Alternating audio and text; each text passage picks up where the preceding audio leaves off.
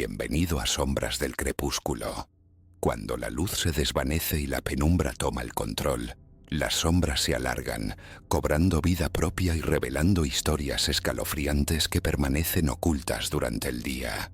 Aquí, en la delgada línea entre la luz y la oscuridad, cada relato trae consigo horrores que estremecen el alma, enigmas irresolubles y terrores capaces de paralizar incluso a los más valientes. La noche te abraza, seductora pero mortal, y no permitirá que abandones este lugar sin antes enfrentar tus peores pesadillas.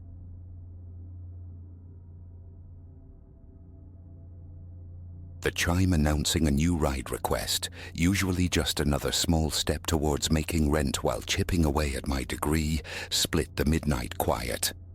That sound, innocuous 99 times out of 100, became the first tremor of an earthquake that night. My name is Leo, and for a year the city's nocturnal rhythms had been my workplace soundtrack. The slurred laughter of students, the weary sighs of late-shift workers, the occasional wide-eyed tourist.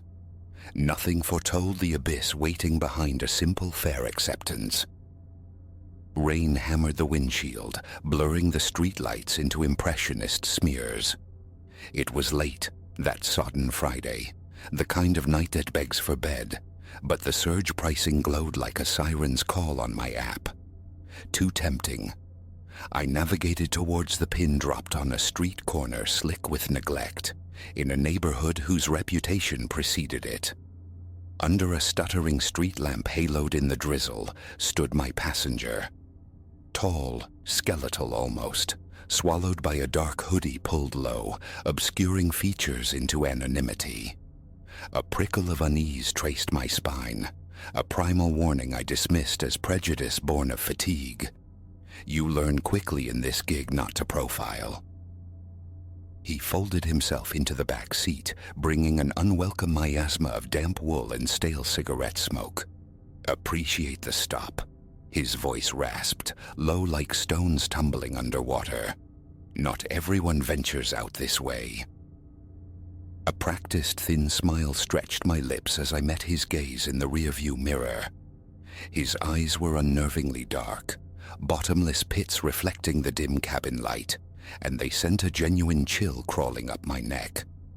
No worries, I managed, aiming for nonchalance. Where are we headed?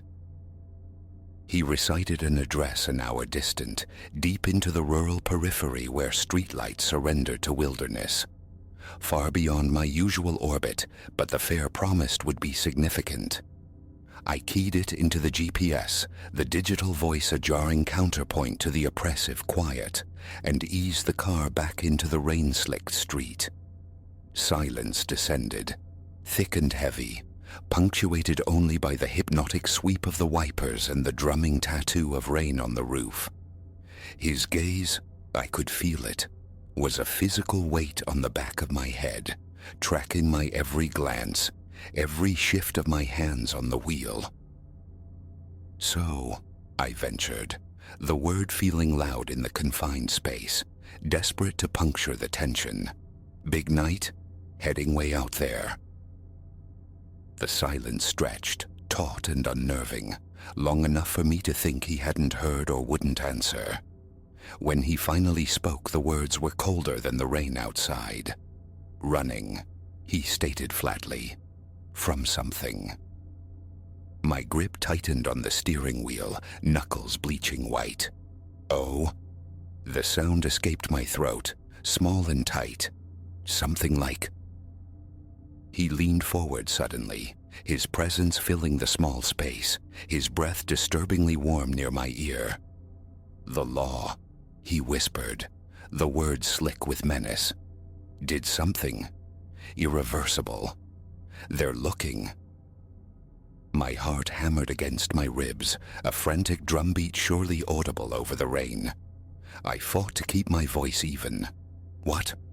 What sort of thing? He leaned back, and though I couldn't see his face clearly, I heard the grim amusement in his tone. Why don't you find a spot to pull over? I can illustrate.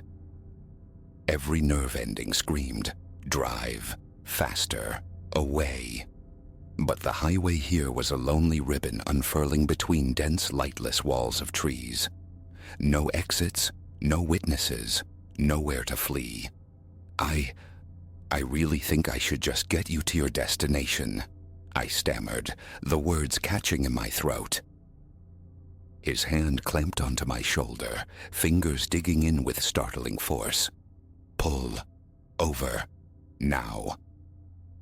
Numbly I obeyed, easing the car onto the sodden, muddy shoulder. The instant the engine idled, a circle of impossible cold bloomed against the back of my neck. No need to see it. The universal language of a gun barrel is unmistakable. "All right," he said, his voice now stripped of all inflection, chillingly calm. "Here's the plan. You're going to exit the vehicle, slowly. Then you're getting in the back. I'll drive." My thoughts scattered like startled birds, searching frantically for an escape route that didn't exist. With metal pressed against my spine, choices evaporated. Unbuckling felt like severing a lifeline. I pushed the door open, stepping out into the cold, driving rain. As I circled to the rear door, the brief flare of the interior dome light caught his face. His eyes were wide, pupils dilated into black holes, reflecting a frantic energy. Whatever haunted him, whatever act stained his past, I was now inextricably tangled in its terrifying consequence. He slid behind the wheel, the gun never wavering from me. "Phone," he commanded, a sharp bark. I relinquished it, watching helplessly as he lowered the window and flung my connection to the world into the consuming darkness. As the car lurched back onto the highway, a desperate plea tore from me, shaky despite my resolve. "Look, you don't need to do this. I won't say a word. Just let me go." A laugh dry and devoid of humor scraped the air. "Too late. You're part of the scenery now, like it or not." An hour crawled by under a shroud of suffocating silence. Familiar suburbs bled into rolling farmland, then into dense, imposing forests. We climbed steadily into the mountains, plunging deeper into a remote world far removed from help or hope. Eventually he wrenched the wheel, turning onto a barely there dirt track swallowed by shadows. The car bucked and groaned, ascending further into the wild. We jolted to a halt before a dilapidated cabin, barely visible against the trees. "Out," he ordered, the gun emphasizing the command. The cabin's interior was stark. A rough table, two mismatched chairs, a rudimentary kitchenette coated in grime. He gestured towards a chair. I sat, muscles trembling. He began to pace, a caged animal muttering fragments of paranoid thoughts. What happens now?" I asked, hating the tremor that betrayed my fear. He stopped, pinning me with that intense, volatile gaze. "Depends," he said slowly, "on your level of cooperation." Hours bled together. He swung wildly between agitated bursts of energy, spewing disconnected theories about conspiracies and unseen enemies, and periods of unnerving stillness. I tried talking, tried to find some sliver of humanity, some common ground, but his reality was fractured, unpredictable. 1 minute, a flicker of something almost normal. The next, the cold pressure of the gun against my temple as he accused me of collaborating with him. Then, as the first hints of dawn painted the dusty window panes gray, a sound pierced the tense air, faint at first, then undeniably growing louder. Sirens. Hope surged, fierce and painful. He heard it too, his face twisted into a mask of pure fury. "You," he shrieked, lunging towards me. "You brought them. How?" "No, I swear." I shook my head frantically, backing away. "My phone. You threw it out, remember?" He wasn't listening. He grabbed me, hauling me upright with bruising force. "We're leaving." He shoved me towards the door, the gun digging sharply into my spine. We burst outside into the pale, wet morning light and froze. A line of police cruisers, lights flashing silently, advanced up the muddy track. Salvation materialized. The next moments fractured into chaotic snapshots. My captor, Silas, I'd later learn his name was Silas Thorne, wanted across 3 states for a litany of violent felonies, screamed incoherently, yanking me in front of him, a human shield. Shouted commands echoed from the police line. "Drop the weapon." Then, a single deafening crack split the air. I was falling, the impact driving the breath from my lungs. A searing moment of believing I was shot gave way to the gasping realization of being unharmed.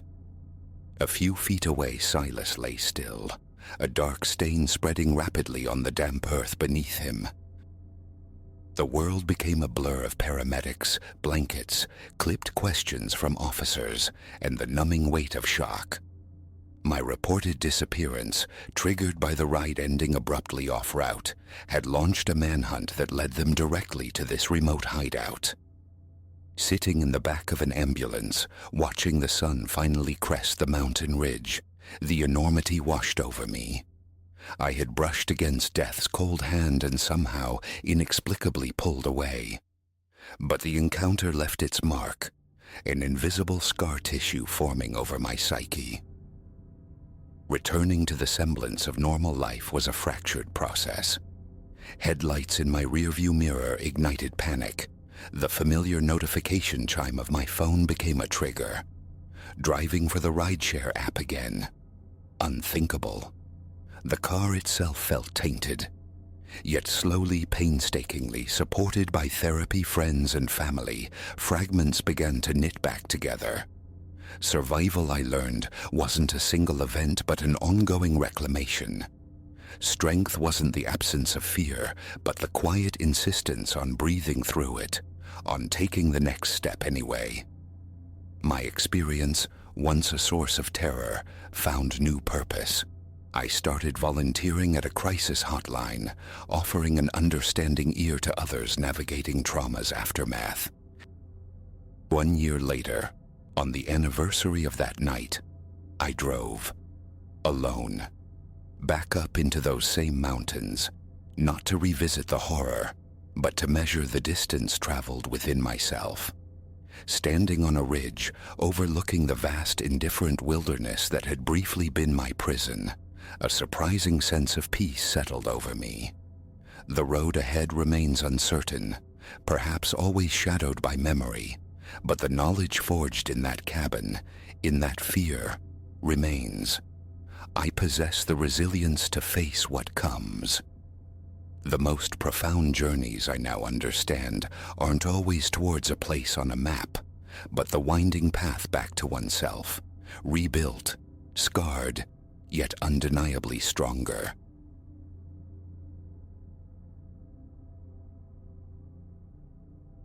The engine didn't just sputter, it gave a final rattling cough, a death knell echoing on the immense vacant stage of the Oklahoma plains. That's when the trouble truly began, not with the silence of a dead engine, but later, with the rumble of an approaching savior.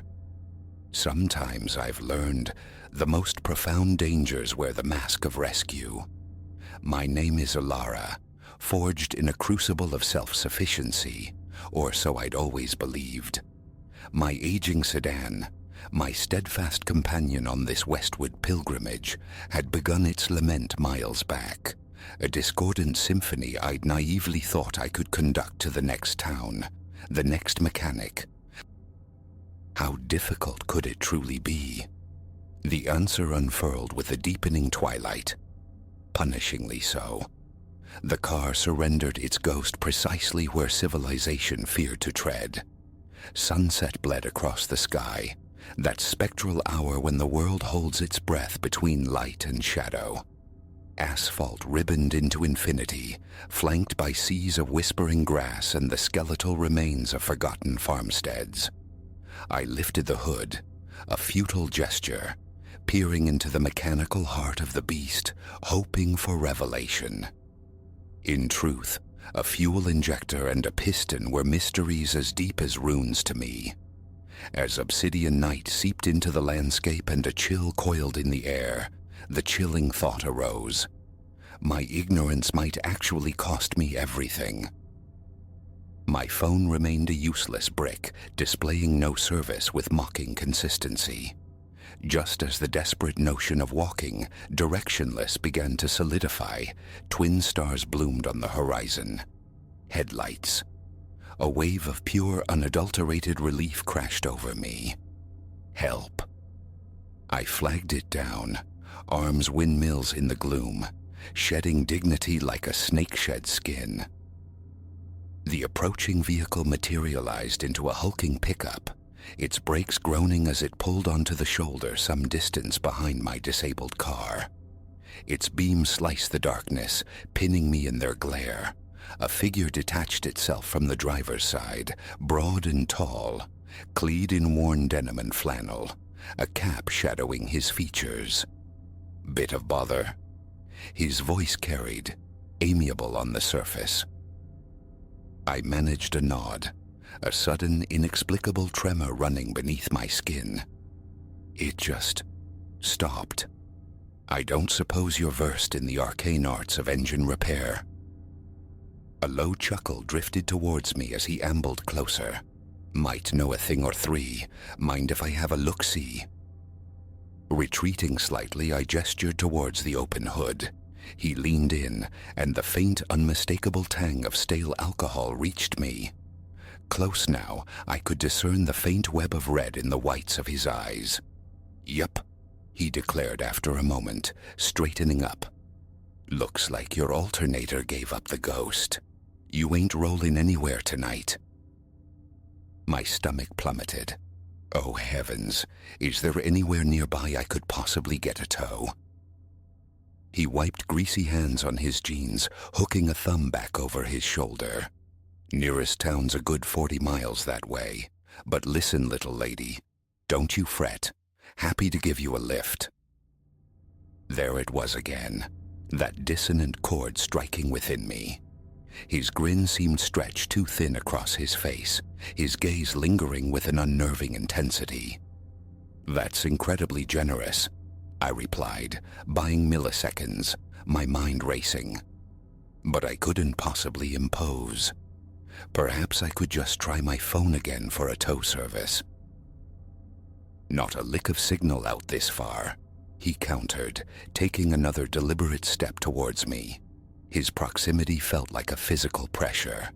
"Come on now, no need to be skittish. Old Silas won't bite." He smiled again, and the headlights transformed it into something predatory, a leer etched in shadow and light. An involuntary step backward. "I truly appreciate the offer, but I think I'll just wait. My fiancé is expecting me, you understand. He'll start to worry if I'm terribly late." The lie felt flimsy on my tongue.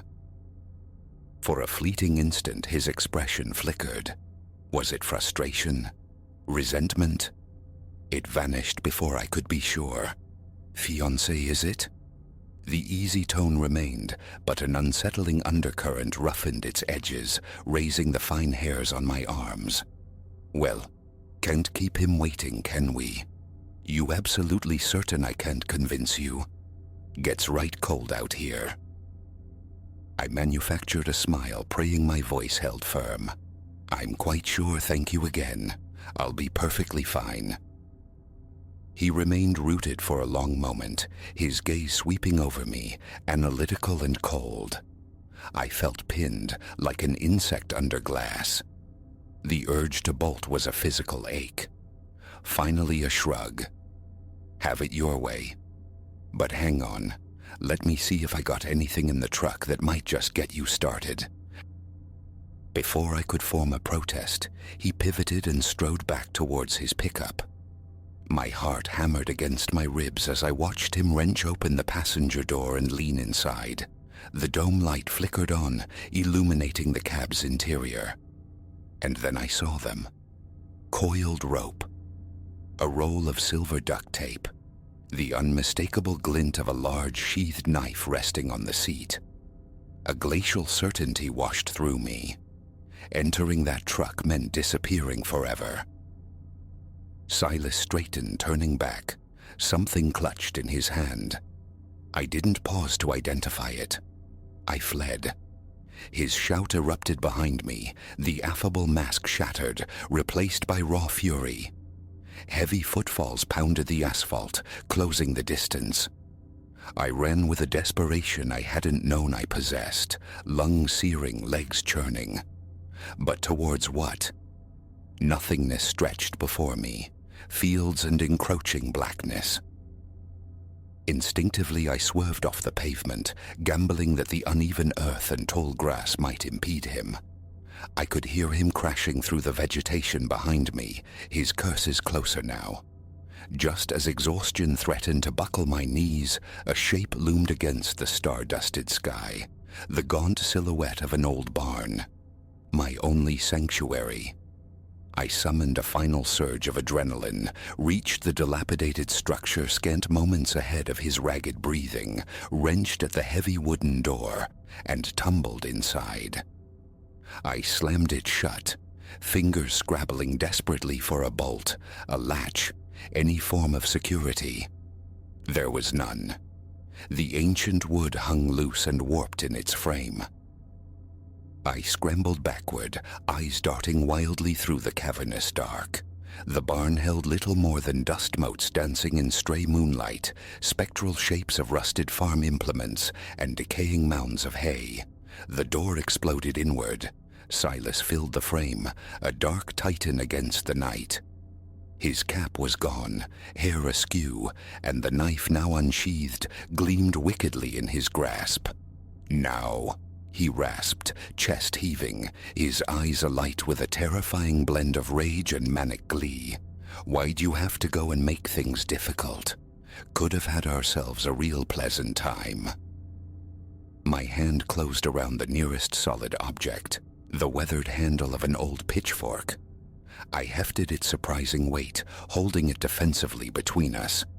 Stay back. The command trembled, betraying my terror. I swear I'll use this. His laughter was a hollow, chilling echo in the vast emptiness. Got some fire in ya. I like that. Always makes it more interesting. He surged forward with startling speed for his bulk. Acting purely on terror-fueled reflex, I swung the pitchfork wildly. By some impossible grace, it connected. Silas roared, a sharp cry of pain as one of the steel tines scored a bleeding track across his cheek. I didn't hesitate. Darting past his momentarily stunned form, I burst back out into the consuming night. But the question remained, where to run? My car was a tomb, the landscape a void. Then, a fragment of memory surfaced, some long-forgotten true crime documentary whispering advice. If pursued, run towards light, towards any sign of human presence. My gaze swept the horizon, frantic. There, far off, a tiny hopeful spark. A farmhouse, a remote business. It didn't matter. It was hope. I ran towards it, ignoring the fire in my chest, the screaming protest of my muscles. Behind me, the relentless crashing and cursing marked Silas's continued pursuit. The light intensified, resolving into the warm glow of a porch lamp on a modest, blessedly ordinary-looking house. A car parked peacefully in the drive. With the absolute last dregs of my strength, I launched myself towards it, voice tearing from my raw throat. Help! Please, God, somebody help me! The porch light brightened as the front door swung open. An elderly couple emerged, their initial confusion morphing into stark alarm as they took in the scene. Me, ragged and desperate, stumbling towards them, pursued by the menacing bulk of Silas closing in. "Call the police," I choked out as I practically fell onto their porch. "Please, he's trying to kill me." The old man reacted instantly, pulling me inside, the door slamming shut, the deadbolt clicking home with reassuring finality. His wife was already speaking urgently into a telephone receiver. Through the window, we watched Silas halt at the edge of their lawn. He stood there, a statue of thwarted malice, glaring at the house. Then, as the first distant keening of sirens sliced through the night air, he spun and retreated, melting back towards the road. Minutes later, flashing lights painted the scene, but Silas and his truck had vanished into the Oklahoma darkness. The officers took my trembling statement, broadcasted an alert, but the hope of capture felt thin. Curled on the couple's floral sofa, swaddled in a quilt, sipping hot tea with hands that wouldn't stop shaking, the enormity of my near fate began to crystallize. If I'd accepted his offer, if the dome light hadn't revealed his tools, if the barn hadn't appeared, if this house hadn't offered sanctuary. 6 months have passed. Silas remains a phantom, though whispers of similar encounters have surfaced in neighboring states. Nightmares still visit, shadows cling longer, and I scan faces in crowds more than I care to admit. Yet alongside the fear, a fierce appreciation for the simple act of breathing has taken root. Each sunrise feels borrowed, a grace note I almost didn't receive. I move through the world with a new caution. Yes, but also with a heightened sensitivity to genuine kindness. The quiet, unassuming sort, not the predatory guise. So, should you ever find yourself stranded on some lonely stretch of road, listen intently to that small voice within. If a helping hand feels wrong, trust that feeling implicitly. Solitude is infinitely preferable to the wrong companionship, and remember this: the true measure of heroism isn't always found in the offer of a ride, but sometimes in the simple, courageous act of unlatching a door for a stranger fleeing the dark. Travel safely. This world holds sharp edges, but it is also woven with threads of profound goodness. The vital skill is learning to discern one from the other.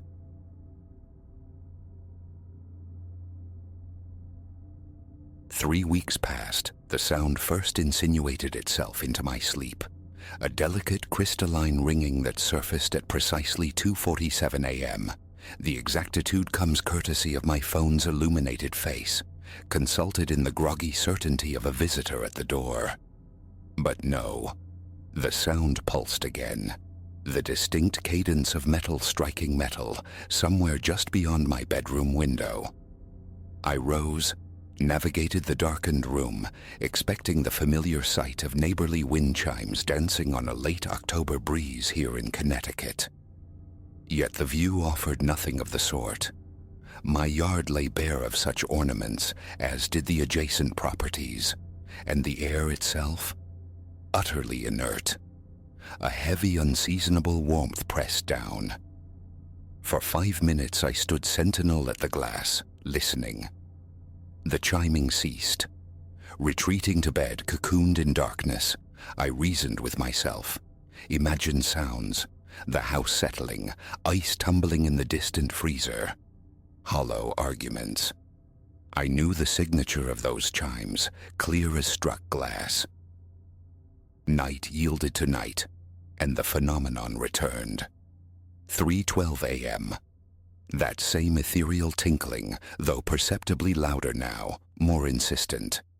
My ascent was quicker this time, a direct path to the window. Outside stillness reigned. No wind stirred the leaves, no visible source accounted for the sound. Yet it persisted, an unwavering metallic song lasting nearly 10 minutes as I scanned the shadowed yard, a chill blooming on my skin despite the warm air drifting through the screen. Daylight brought a hollow clarity, a chance to disprove the night. I surveyed every property on our street. Mrs. Gable, 2 houses down, possessed chimes, yes, but hers were stout copper pipes slung from the porch eaves, promising a deep resonant tone utterly unlike the high silvery notes that haunted my sleep. No one else displayed any. My investigation expanded, a slow circuit of the block, peering into accessible backyards. Futility. Nothing. The third haunting arrived earlier. 1:55 a.m., a sharp, insistent summons. The volume had escalated again. The source felt intimately close, surely just outside my window pane. My phone's flashlight beam stabbed into the darkness, illuminating only Clara's dormant herb garden, the familiar pickets of the fence, the sprawling architecture of the maple tree dominating the lawn. Still the chimes sang on, a high piercing clarity of metal kissing metal. Barefoot in boxers and a t-shirt, I descended the stairs and slipped out the back door. The sound gained definition in the open air, undeniably emanating from the vicinity of the maple. I advanced toward it, the flashlight's beam sweeping nervously. With each step the chiming swelled, a crescendo building in the otherwise silent night. Reaching the trunk, I angled the light upwards, probing the dense canopy of branches. Leaves met empty air, and then abrupt silence. A profound stillness crashed down. For 20 minutes I lingered beneath the tree, waiting, heart pounding, but the sound remained absent. Clara remained oblivious. Her work stress was a shield I wouldn't pierce with my nocturnal anxieties. I kept the chiming specter to myself, but the pattern solidified over the ensuing week. Nightly visitations, always between the desolate hours of 1 and 3. Each recurrence felt louder, nearer. Each compelled a fruitless search. Sleeping pills proved useless, the chemical haze easily sliced by that sharp metallic insistence. I installed a security camera aimed squarely at the backyard epicenter. The footage was a silent film with a screaming soundtrack. Visually nothing stirred, no origin revealed itself, yet the audio captured the chimes perfectly, chilling proof of my sanity. 2 weeks bled into sleeplessness. I'd lie beside Clara's steady breathing, anticipating the inevitable performance. When it began, I'd rise, compelled to search again, the futility of the act a cold certainty. My days dissolved into a fog of exhaustion. Errors crept into my work. Meetings became landscapes viewed through gauze. My manager inquired, his voice laced with professional concern, about home. I offered unconvincing assurances. Sideways glances from neighbors became commonplace. They'd witnessed my midnight patrols, the probing flashlight beams painting the trees. Mrs. Gable gently asked Clara if I was perhaps experiencing episodes. Clara's gaze, once merely tired, now held a new weight of worry. She began suggesting doctors, therapy, labeling my affliction as anxiety, depression. Last night shattered the pattern.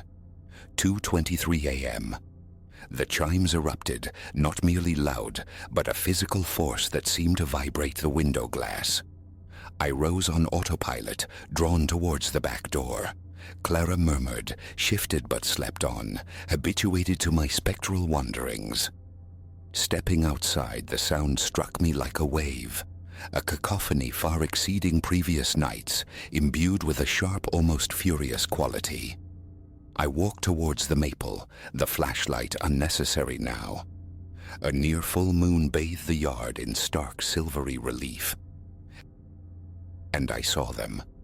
Dangling from the lowest, broadest limb of the maple where nothing had hung before was a set of wind chimes. Long, slender tubes of polished silver, at least a dozen, suspended from a dark wooden disc. They swung with impossible violence, thrashing against each other despite the absolute stillness of the air, generating the intense metallic shriek that had colonized my nights. 10 feet distant, I stood rooted, staring. As if sensing my attention, their frantic dance intensified. The sound became deafening, annihilating all other sensation, a vibration resonating deep within my chest. A step closer. Moonlight glinted on the silver tubes, revealing intricate markings etched across their surfaces. Not letters, not numbers, but symbols of an unfamiliar and disturbing geometry. They seemed to writhe and shift with the chime's movement, blurring, making my eyes ache with the effort to focus. Another step. The wooden disc above began to rotate, spinning faster and faster, whipping the silver tubes into a blinding vortex. The pitch of the ringing shifted, climbing higher, becoming a piercing shriek that resonated with a painful ringing in my own ears. An unseen compulsion drew my hand forward, reaching towards the nearest frantic tube. Just before contact, my gaze snagged on something dark, viscous, weeping from the base of the spinning wooden disc. Thick droplets fell, striking the grass below with an audible hiss. Where they landed, the blades instantly withered, blackened. I snatched my hand back, stumbling away from the tree's malevolent orbit. The chimes whirled faster still, their shriek reaching an unbearable frequency. The dark liquid now flowed freely, streaking down the silver tubes, spattering the ground. Wisps of smoke curled upwards from the poisoned earth, carrying a faint, repulsive odor like seared flesh. I turned and fled, bursting back into the house, slamming and locking the door. Through the kitchen window, I watched the chimes continue their furious, silent spin, their screaming song still echoing in my skull. Beneath them, the dark fluid had pooled, forming a perfect, lifeless circle upon the lawn. 6 hours have bled away since then. Dawn has broken. Clara departed for work, casting a worried, questioning glance back as I mumbled about taking a sick day. I sit now at the kitchen table, the maple tree framed in the window. The chimes hang utterly still in the morning light. Beneath them lies the scar, a circle of perfect nullity, black as ash. Action is demanded, yet paralysis holds me. I cannot leave them there. That dripping ichor, whatever its nature, annihilates life, but the memory of their frenzy, the wrongness of them, breeds a deep primal fear. Fear of approaching, fear of the consequences of intervention. The symbols etched into the silver are sharper in the daylight. They stir a buried memory, something glimpsed decades ago in a heavy leather-bound volume within my grandfather's study before his passing. He collected arcane manuscripts, esoteric finds from estate clearings and dusty antique shops. Mostly curiosities, perhaps nonsense. But one book, inscribed in an unknown script, held sigils disturbingly similar to these. He'd discovered me examining it, snatched it away with uncharacteristic anger, and locked it securely in his desk. The only time I ever saw fury cloud his gentle face. After his death, the book was gone, the drawer empty, forgotten until this moment's dreadful resonance. A breeze stirs the morning air, unwelcome. The chimes begin to sway, a slow, deliberate movement even in the bright sun. Their nascent song grates, setting my teeth on edge. And again, the dark fluid begins to bead, to drip. I must act. I must remove them. But as I watch their measured swing, a chilling certainty grows. They will not be easily dismissed. They chose this tree, this ground, this house. A deeper, colder thought follows. They chose me. The circle of dead grass subtly expands. The chiming gains strength, and within the metallic intervals, I fancy I hear whispers coalescing, shaping my name. I am resolved. Thick work gloves, the aluminium ladder, heavy bolt cutters from the garage. My arsenal feels pitifully inadequate. If this record remains unfinished, if my intervention fails, let this stand as testimony. The chimes are singing now. They possess a malevolent awareness. They anticipate me. They wait. I am walking toward the door, stepping out into the strangely cold sunlight. The voices within the chimes clarify, sharpening. They are calling my grandfather's name.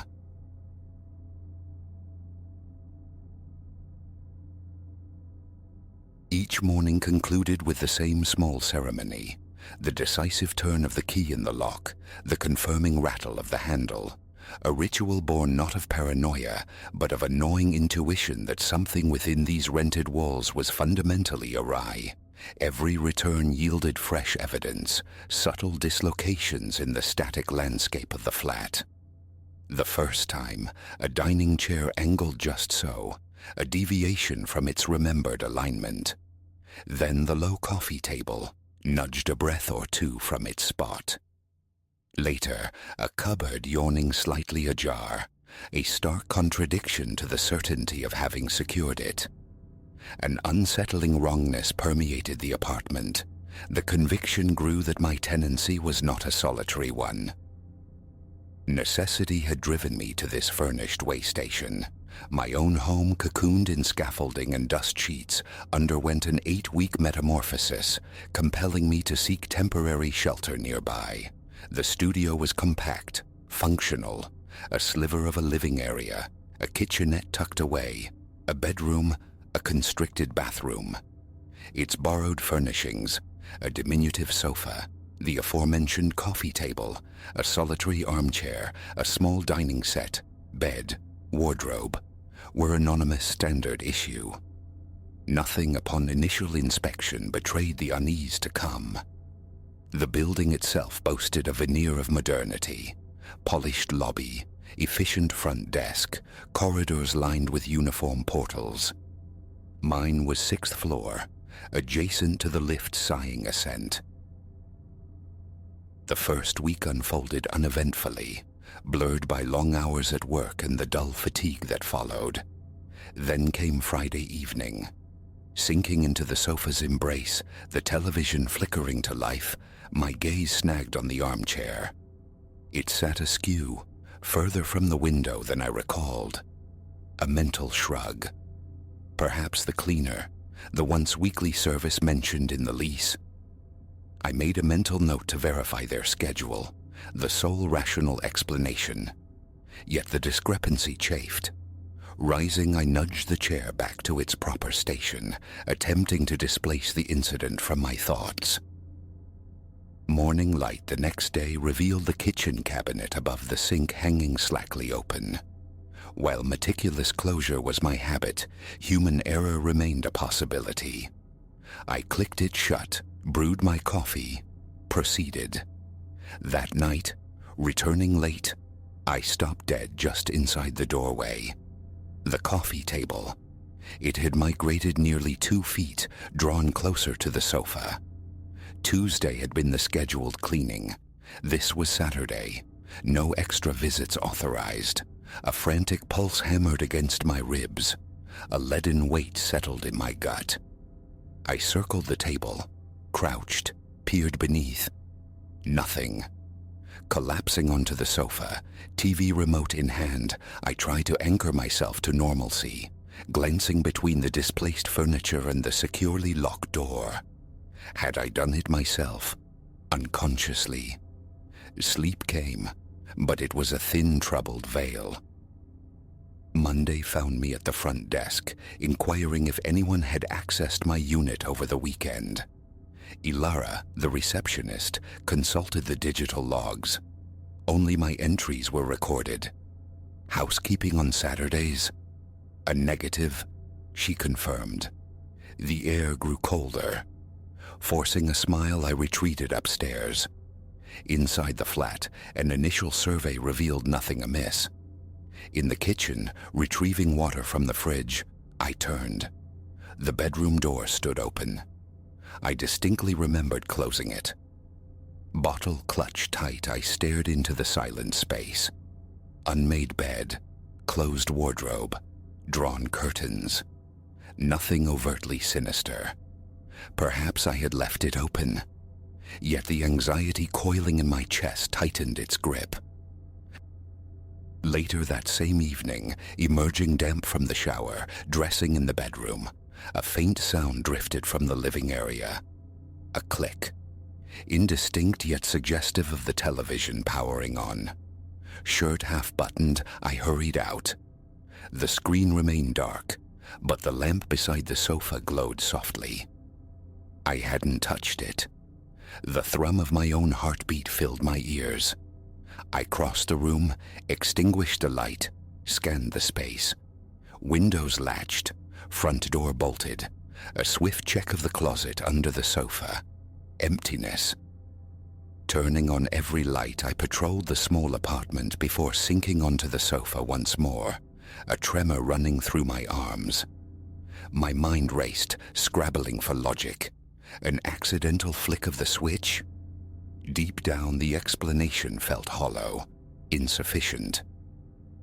The second week, I initiated a small test. Each morning, leaving for work, I delicately wedged a sliver of paper between the top of the front door and its frame, positioned to flutter to the floor should the door be opened.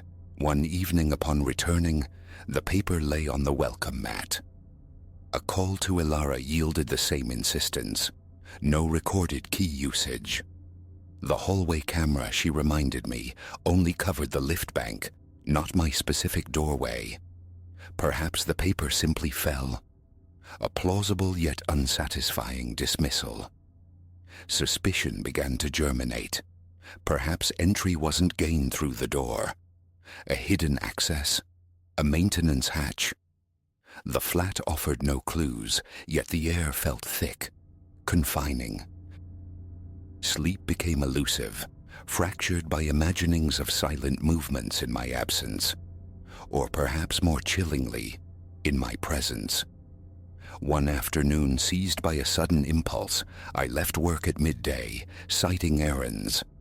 By 12:30 p.m., I stood outside my own door in the quiet corridor, ear pressed against the wood. Silence. Unlocking it with deliberate slowness, I slipped inside. A faint creak emanated from the short hallway leading towards the bedroom and bathroom, the hushed protest of a door closing stealthily. My throat constricted. I surged down the hall. The bathroom door was slightly ajar. I thrust it open, flicked on the light. Shower, toilet, sink, undisturbed. The bedroom door too stood open. Heart pounding, I scanned the room, flung open the wardrobe, checked drawers. Vacant. A flush of heat rose to my face. No forced entry, nothing tangible. Yet the sound, had I imagined it? The hinges, perhaps? Or was my grasp on reality loosening? That night, I repurposed a small folding chair borrowed from the office. I positioned it in the hallway outside the bedroom, facing the bathroom, and settled into a dark vigil, phone clutched in my hand. Midnight passed. Drowsiness crept in, eyelids heavy, neck aching against the wall. Around 1 a.m., a soft thump echoed from the living room, the muffled sound of contact, perhaps against the table or the sofa. I sprang up, phone flashlight blazing. Nothing. No intruder. The furniture stood sentinel in its usual spots. Except the lamp. It was on again. A cold prickle traced my skin. I swept the light around, checking every shadow in every corner. Returning to the hallway, I noticed the bedroom door, previously wide open, was now partially closed. Adrenaline surged, a frantic drumming in my chest. I shoved the door fully open, beam cutting through the darkness. Still empty. Sweat slicked my temples. Sleep was utterly abandoned that night. The third week crawled by. At work, concentration frayed. I double-checked everything, plagued by distraction. At home, attempts to record the flat using my phone on a shelf proved futile, the battery invariably expiring before capturing anything concrete. A dedicated security camera was beyond my strained finances, depleted by the ongoing renovations. The thought of breaking the lease surfaced, yet the practical need for lodging remained. Besides, a stubborn part of me resisted flight. I needed answers, needed to know if this was delusion or design. One afternoon, approaching my floor from the lift, I heard it. Distinct movement from within my flat. Footsteps. Hurrying, fumbling with the key as quietly as possible, I aimed to catch the interloper. The instant the door swung inward, a faint squeak sounded from the bedroom. I sprinted towards it. The door was shut tight. I wrenched it open. Empty. Wardrobe under the bed. Drawers. Bedside table. A frantic, fruitless search.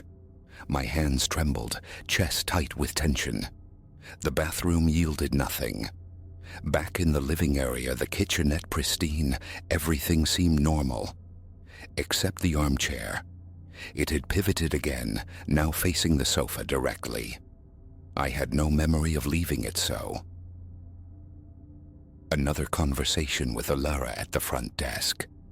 I recounted the moving objects, the unsettling sense of presence. Could a previous tenant retain a key? Impossible, she stated firmly, though she promised to consult management. Locks recently changed, no unauthorized access logged. The familiar, unhelpful refrain. Her expression conveyed polite skepticism or perhaps sheer incomprehension. I walked away feeling utterly isolated with this invisible intrusion.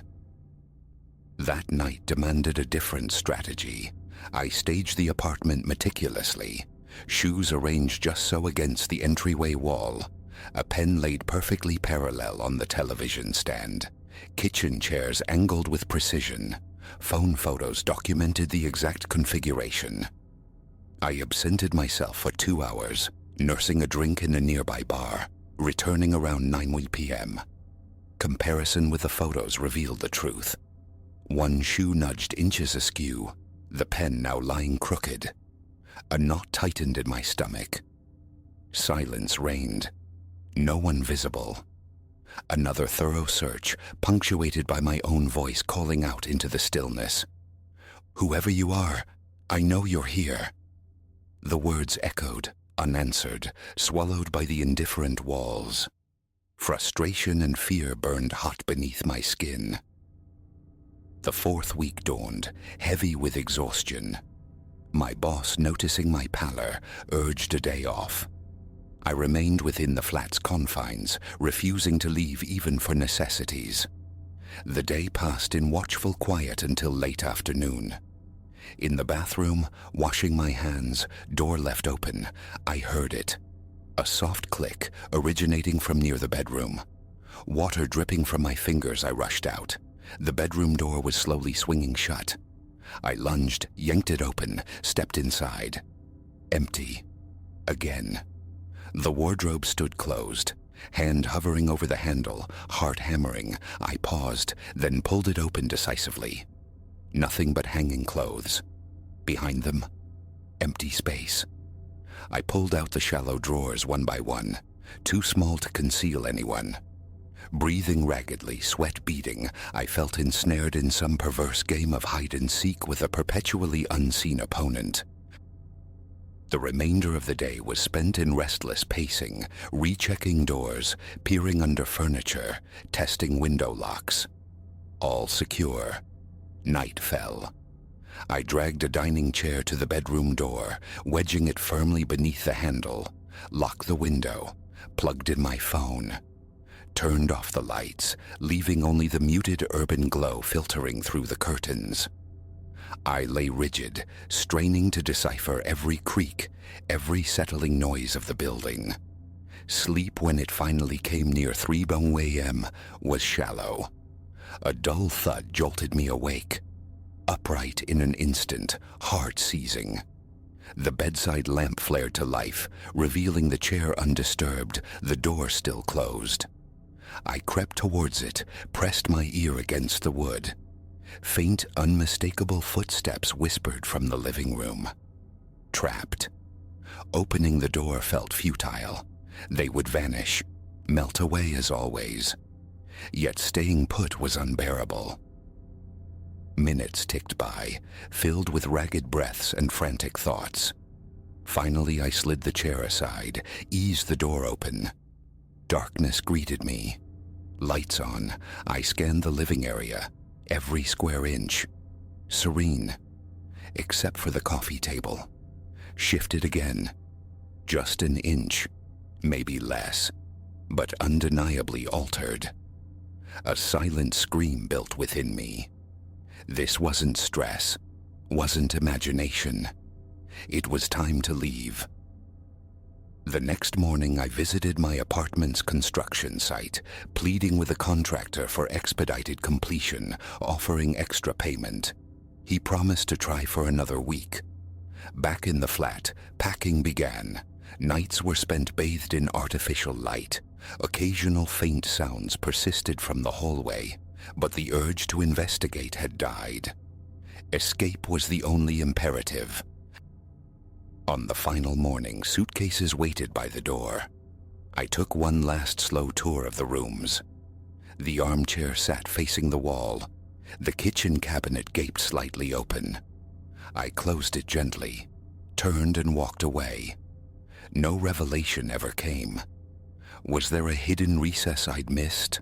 A phantom key? Or merely the projections of an overtired mind? The uncertainty lingers. My own apartment, completed the following week, became a sanctuary, yet the experience remained unspoken. Sometimes the memory surfaces, that pervasive sense of being observed. Even now, doors are checked twice before sleep. A floorboard creaking in the night can still trigger a jolt of unease. The thought of someone there, silently rearranging the inanimate objects of my temporary life, hiding just beyond the veil of perception, remains a cold crawl beneath the skin. A memory, I hope, and nothing more.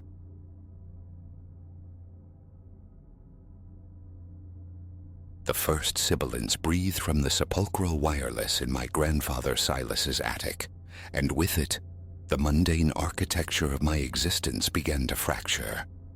I sensed upheaval, a seismic shift churning beneath the surface of the known, yet the true depth of the chasm opening before me, the way it would unravel the very tapestry of lineage and self that remained veiled.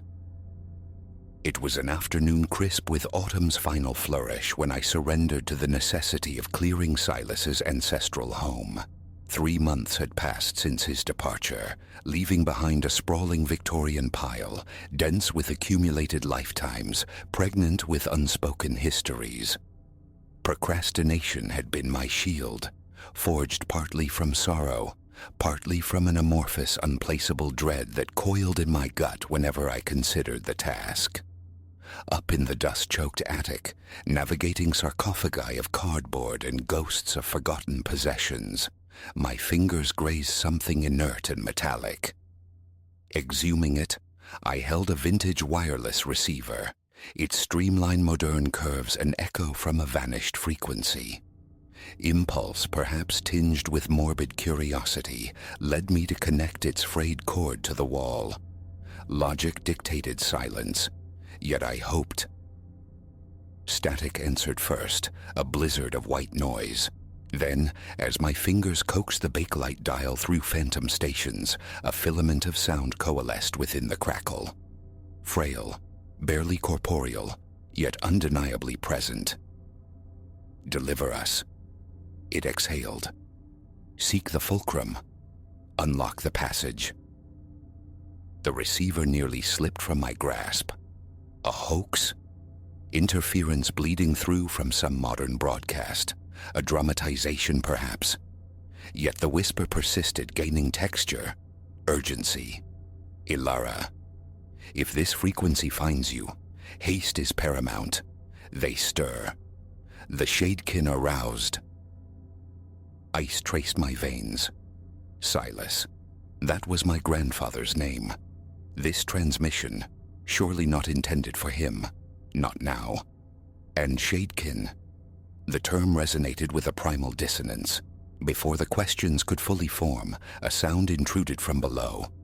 Footfalls, measured and deliberate, traversing the deserted floors. Impossible. I held the sole key. The house stood empty, save for myself and the dust motes dancing in the slanted light. My heart hammered a frantic rhythm against my ribs. Clutching the wireless like a talisman, I descended the narrow attic stairs, each creak amplified in the sudden profound hush that had swallowed the house. The footsteps had ceased. Reaching the second-floor landing, my gaze snagged on something that stole the air from my lungs. The door to Silas's study, perpetually locked, a sanctum sanctorum I'd never breached, stood fractionally open. Prudence screamed retreat, yet an unseen current pulled me forward. I nudged the heavy oak door. Inside, the room appeared static, frozen in time. Leather-bound spines marching along shelves, the venerable armchair looming behind the monolithic desk. But then my eye caught it. Lying upon the desk's polished surface, spotlighted by a spear of late afternoon sun, rested a diminutive golden key. Trembling fingers closed around it. It possessed an unexpected weight, a latent warmth suggesting recent contact. As I turned it, minuscule engravings along its shaft seemed to writhe, glyphs utterly alien yet disturbingly familiar, shifting like liquid mercury under my scrutiny. The wireless in my other hand hissed back to life. The fulcrum. The voice resonated louder now, clearer. You possess it. Now the passage must be found, quickly before their awareness crystallizes. An abrupt, unnatural gust swept through the study, scattering loose papers and raising gooseflesh along my arms. I whirled, half expecting a presence. Nothing. Only the settling dust. Or was it? From the periphery of vision, a distortion, a patch of shadow, impossibly deep, detached itself from the wall's embrace, flowing across the floorboards like spilled ink.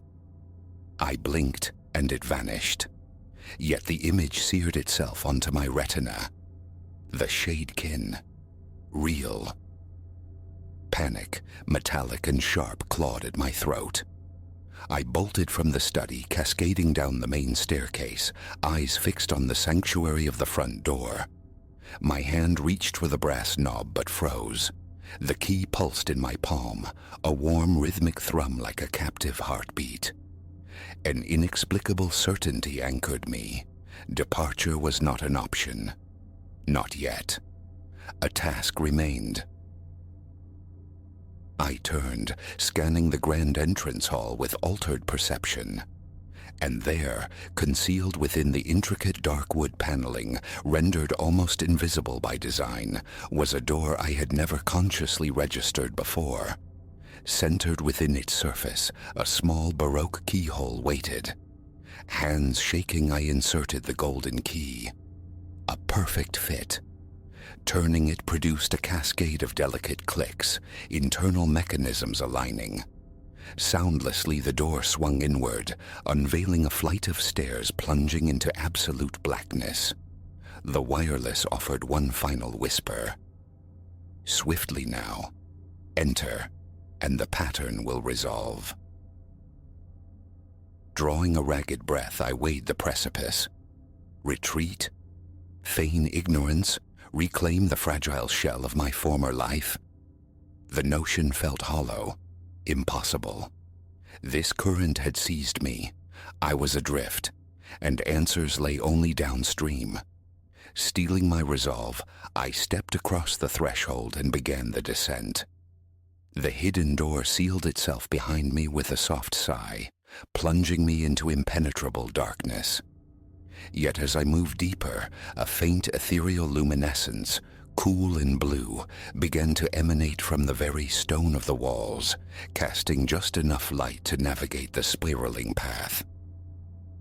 The stairs corkscrewed downward interminably. Just as my legs began to protest, the descent terminated abruptly before another door. This one, forged from a dark, unfamiliar metal, bore the same shifting sigils as the key. This time, no key was needed. The moment my fingertips brushed its cold surface, it swung open, revealing a cavernous chamber beyond. What lay within shattered the foundations of my perceived reality. The space throbbed with iridescent, swirling nebulae of light and constellations of floating symbols, a living three-dimensional orrery of existence itself. At its heart stood a convocation of figures, faces lost within the deep cowls of their robes, and arranged at their feet, utterly still upon the floor, lay Silas. One of the figures turned towards me, lowering their hood. A sharp gasp escaped me as I recognized the face beneath. My mother, Serafina. But her eyes, they were different, incandescent with an unnerving, otherworldly light. "Welcome, initiate," she intoned, her voice resonating with an ancient power. "Your arrival was foreseen." Standing there, the archaic wireless still clutched tight, I grasped that this was no conclusion, but an initiation.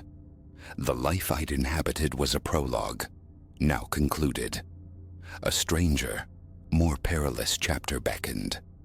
My grandfather wasn't gone, not in the mortal sense I'd understood. My mother was a stranger veiled in familiarity, and I was inextricably woven into a narrative far grander, far more terrifying than my mundane imagination could ever have conceived. The figure bearing my mother's face extended a hand. "It is time you learn the truth of your bloodline, of the clandestine war waged in the interstices of reality for millennia." Hesitation flickered, my mind reeling, struggling to assimilate the impossible. But then I recalled the shadekin, the urgent sibilance from the wireless. Whatever this hidden legacy entailed, whatever secrets my family had guarded, ignorance was no longer a refuge. I took her offered hand. As our skin touched, the chamber itself seemed to flux and ripple. Visions flooded my consciousness, clandestine battles echoing through history's hidden corridors, arcane rituals conducted under eclipsed moons, sacrifices rendered to hold encroaching voids at bay. I saw generations of my ancestors, each playing their part in this silent, perpetual conflict. And then, reflected in a shimmering pool of light, my own face stared back. Older, marked by trials, eyes haunted by knowledge. A potential future I understood with chilling clarity. A destiny I could embrace or flee. The torrent of images subsided, leaving me breathless in the resonant chamber, encircled by the hooded conclave. Serafina, or the entity inhabiting her form, offered a knowing smile. "Now you perceive," she stated. "The choice remains yours. Will you accept the burden, carry the fire, or avert your gaze, seek solace in forgetting?" My eyes swept the chamber, lingering on the swirling cosmic energies, the ancient potent symbols. I thought of the shadekin slithering from the walls, the desperate whispers through time, the comfortable ignorance I had unknowingly inhabited. There was only one path forward. "I accept," I declared, my voice steadier than the tremor in my soul. "Show me what must be done." As the words resonated in the charged air, a palpable shift occurred. The hooded figures inclined their heads in unison. On the floor, Silas stirred, his eyes fluttering open for the first time. "And so," he rasped, his voice frail yet imbued with fierce pride, "the continuity is assured. The next verse of our family's saga begins." I drew a deep breath, squaring my shoulders against the unknown. Whatever trials awaited, whatever shadowed adversaries lay ahead, I felt a nascent readiness coalesce within me. The familiar world had dissolved, replaced by a reality humming with hidden frequencies, ancient conflicts, and profound power. Fear lingered, yes, but it no longer held dominion. Because now, finally, irrevocably, I understood who I was meant to become.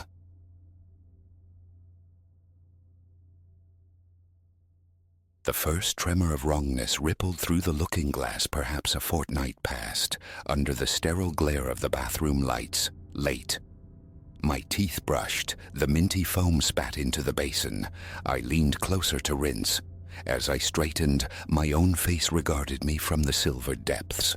Familiar, unchanged. I blinked, a commonplace reflex. Yet the man in the mirror hesitated, his own eyelids fluttering shut a fraction of a second after mine. A leg. So minuscule, so easily dismissed as fatigue or a trick of the cold, bright light, that I shrugged. An insignificant anomaly, I thought then. The first whisper of the uncanny. Dawn broke, pulling me groggily towards the bathroom once more. The fluorescent hum ignited overhead. In the mirror, my reflection seemed perfectly ordinary, a sleep-rumpled echo. Tentatively, I lifted my left hand. Its mirrored twin, the right, rose in perfect synchrony. Relief washed over me. I edged nearer, scrutinizing the details, the slight redness netting my eyes, the pallor of sleep-deprived skin. Identical. A slow turn of my head, left then right. The reflection shadowed the movement flawlessly, instantaneously. Nothing amiss. I exited, the earlier flicker of unease momentarily quelled. Yet 2 days thence the dissonance returned. Before the tall, leaning mirror in my bedroom, my usual checkpoint for collar alignment and general presentation, the strangeness resurfaced. My hands adjusted my shirt. I let them fall back to my sides. But the figure in the glass, did its hands linger aloft, suspended for an imperceptible moment longer? I stared fixedly. The reflection gazed back, impassive, utterly normal.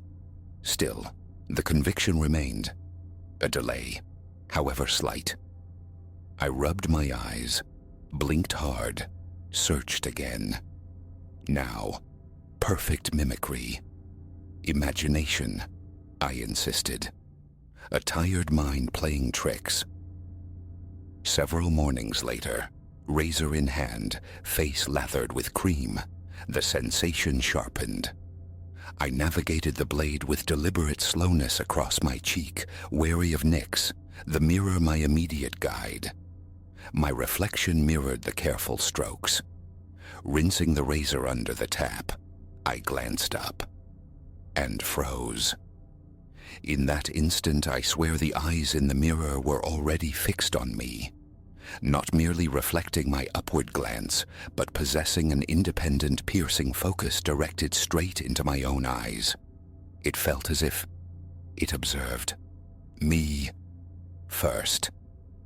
I halted mid-shave, stood stock still, experimentally raising my eyebrows, twitching my lips, tilting my head. The reflection copied every nuance flawlessly, yet the chilling certainty persisted. It was watching, not merely echoing. My breath quickened, a vice tightening around my chest. Turning off the water with a sharp twist, I fled the bathroom, the shave unfinished. The days that followed became an exercise in avoidance. I tried futilely to ignore mirrors, a difficult task in a world full of reflective surfaces. Bathroom glass, bedroom wardrobes, even the darkened panes of windows at night, throwing back distorted images against the interior light. I began to avert my gaze from my own likeness. Yet necessity forced confrontation, washing my face, combing my hair, checking for stray food particles. Each brief reluctant glance yielded further unsettling minutiae. Once, raising a hand to scratch an ear, I felt an undeniable fractional hesitation in the mirrored gesture. Another time, blinking rapidly several times, the reflection skipped one, simply failed to close its eyes when mine did. I recoiled into the hallway, heart hammering, breath catching in my throat. Was I losing my grip? I squeezed my eyes shut, counted slowly to 10, then forced myself back. Normalcy had returned. The reflection was once again perfect. But the seed of doubt had taken root irrevocably. A palpable tension now coiled within me whenever I neared a mirror. A queasy knot formed in my stomach. My palms grew damp. My pulse escalated. I feigned normalcy, but relaxation was impossible.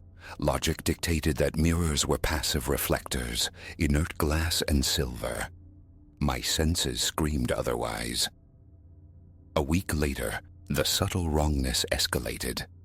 Returning from a walk, slightly damp with exertion, sleeves rolled high, I paused to wash my hands in the bathroom.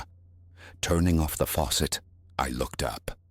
The reflection met my gaze, steady, direct. I shifted my head slightly. It followed without fault. Then deliberately I lowered my eyes to the sink basin, held them there for several seconds. When I snapped my gaze back up to the mirror, the reflection's eyes were still locked onto the space where mine had been, as if it hadn't looked away with me. It took a split second for its gaze to adjust and meet mine again. A profound chill spiderwebbed across my skin. I stepped back, staring hard, raised one hand, then the other. Perfect synchronicity was restored, but the feeling lingered. The unnerving sense of being watched continuously, even when my own attention was elsewhere. Breathing shallowly through my mouth, I fought down rising panic. I had to test it. Again. Dropping my gaze to my feet, I counted 3 slow seconds, then jerked my head up fast. For the briefest fragment of time I caught it, the reflection's eyes fixed intently on my face, before its posture snapped into alignment with mine. A sliver of a second, yet utterly definitive. Whatever resided in that glass was not merely copying, it was aware. A deep visceral dread settled in my gut. I backed out of the bathroom slowly, eyes locked on the mirror, watching the simulacrum retreat with me, its movements perfectly mirroring mine, yet utterly untrustworthy. That night, sleep was a distant shore. Lying rigid in the darkness, staring at the unseen ceiling, I'd left the bathroom door firmly shut. The mere thought of catching an inadvertent reflection sent tremors through me. A nervous ache radiated through my shoulders and neck. My throat felt like sandpaper. Swallowing repeatedly, the frantic thrum of my own pulse echoed in my ears. When sleep finally claimed me, it was thin and fraught, punctuated by jolts back to consciousness, sweating, breathless, haunted by the image of those watching eyes. Morning arrived, heavy with resolve. I would confront this anomaly head-on. Striding into the bathroom, I planted myself before the mirror, meeting the reflection's gaze directly. Silence stretched between us, me and my other self. I simply watched, waiting. If it intended some further strangeness, I would witness it plainly. For long minutes, nothing. Arm up, arm down. Reflection followed. Head side to side, mirrored perfectly. Mouth open, mouth closed, synchronized. The tension knotted my back muscles into aching cords. Then I employed the test again. A feigned glance away at the countertop, followed by a swift return to the mirror. And there it was, irrefutably. The reflection's eyes were already on me, anticipating my gaze. The fine hairs on my arms prickled. Jaw clenched, I leaned closer, seeking any minute discrepancy. Slowly, deliberately, I raised my right hand.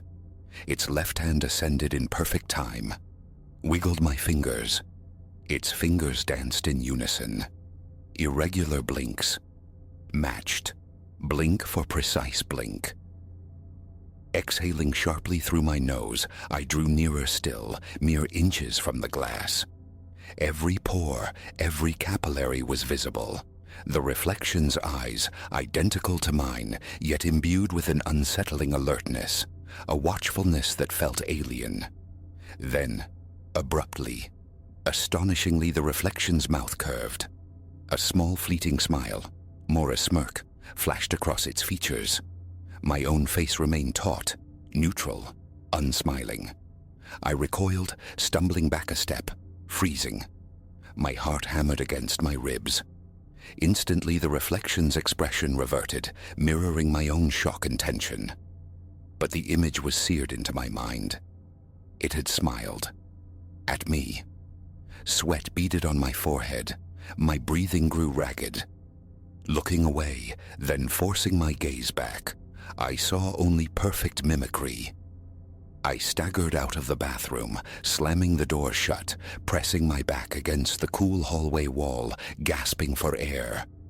The phantom grin lingered, superimposed on my own face, yet utterly not mine. My chest felt constricted, nausea churned in my stomach, my hands trembled violently. For the remainder of that day, the bathroom mirror remained forbidden territory. I used the kitchen sink, studiously avoided the tall bedroom mirror, kept the apartment lighting subdued. The television screen offered faint, distorted reflections, insufficient to show my full face clearly. I busied myself with mundane tasks, washing dishes, arranging books, anything to distract from the insidious thought of the smiling simulacrum. That brief independent expression. It had happened. By late afternoon, the gnawing need to know to confirm overpowered my dread. Returning to the bedroom, I stood before the tall mirror in the soft ambient light. My reflection appeared unremarkable. Jeans, a plain t-shirt. Hand raised, head turned, a small hop, all perfectly echoed. I locked eyes with the figure in the glass, waiting. My stomach twisted, sweat slicked my palms again. Minutes crawled by, then again. The faintest upward twitch at the corners of the reflection's mouth. The ghost of that grin, there and gone in less than a second. I leaped back as if struck. My own lips were pressed tight. Shaking my head, I rubbed my eyes fiercely. Looked again. Perfect mimicry, no trace of the smile. Shaken, I moved through the apartment, assessing every reflective potential. Windows, dark against the evening sky, would soon become mirrors with the lights on. Anxiety tightened its grip. An idea formed. Fetching a towel, I returned to the bathroom. Holding it like a shield, I peered one last time at the impassive face in the mirror. Then, swiftly, decisively, I draped the towel over the glass, pressing it flat. A wave of relief, potent but temporary, washed over me. The watching eyes were hidden. In the bedroom, an old bedsheet served the same purpose for the tall mirror, ensuring complete coverage. The tension eased slightly. Out of sight, perhaps, out of mind. On the couch, the television murmured, volume low. I tried to focus on the flickering images, the disembodied voices, but my thoughts inevitably circled back to the hidden mirrors, to the presence lurking behind the cloth barriers. It was still there. I knew if I uncovered the glass, I would find it waiting, watching, perhaps ready to offer that chilling smile again, or worse. Suddenly, every shiny surface became suspect. The microwave door, the dark screen of my phone, the glass protecting a framed photograph. I found myself meticulously avoiding their gaze, keeping my eyes lowered, fixed on non-reflective textures. Sleep that night was again a battleground, the covered mirrors casting long metaphorical shadows. I woke sweating multiple times, plagued by the paranoid urge to check if the coverings had slipped. Once I succumbed, padding through the dark apartment to confirm the towel and sheet remained securely in place. Seeing them undisturbed offered a sliver of comfort. The next morning, bracing myself, I decided on one final check. Removing the towel from the bathroom mirror, I stood before my reflection. It looked normal. The look-away look-back test yielded nothing. Sudden movements were perfectly mirrored. Mouth opened, closed, synchronized. I stared into its eyes, waiting, breath held. After several tense minutes, it happened again. The barest flicker of a twitch at the lips, that nascent grin vanishing almost before it registered. I stumbled backward, nearly catching my heel on the bath mat, steadying myself against the doorframe. The reflection mimicked the stumble flawlessly, but the preceding micro-expression burned in my memory. That grin wasn't mine. It felt deliberate, targeted. With trembling hands, I replaced the towel, smoothing it firmly against the glass. Backing out of the bathroom, I resolved to maintain the blackout. I scoured the apartment, shrouding every mirror, removing glass picture frames to the obscurity of a closet. Reflections were minimized, banished where possible. The bathroom mirror became entirely off-limits. Quick, furtive glances into my phone's front camera became my only concession to vanity. Days have passed under this self-imposed visual austerity. The tension hasn't dissipated. It hums beneath the surface, a constant low-grade dread. The memory of that grin is indelible. It was real. I offer no explanation. I possess none. Something is fundamentally wrong within the reflective plane. I cannot meet my own gaze without the suffocating sense of being scrutinized by an alien consciousness. There's a terrifying intuition that acknowledging it further, seeking more proof, might invite something far worse than a smile. What that could be, I dare not contemplate. So I sit here now, mirrors veiled, clinging to the fragile hope that neglect might starve the anomaly, might return my reflection to its passive mimicking state. Things are far from normal. Unease is my constant companion. But those coverings stay. I saw what I saw. My reflection smiled when I did not. That knowledge is enough. I have no curiosity left, only exhaustion and a gnawing fear. I never want to see that grin again.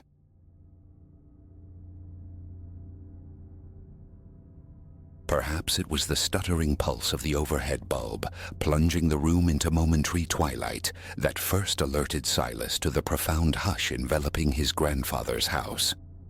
He stood rooted in the old study, the frayed edge of a Persian rug snagging his ankle, cradling the pocket watch Elias had bequeathed him. An unnatural weight pressed into his palm, the metal colder than ambient air, its chain hanging slack and inert.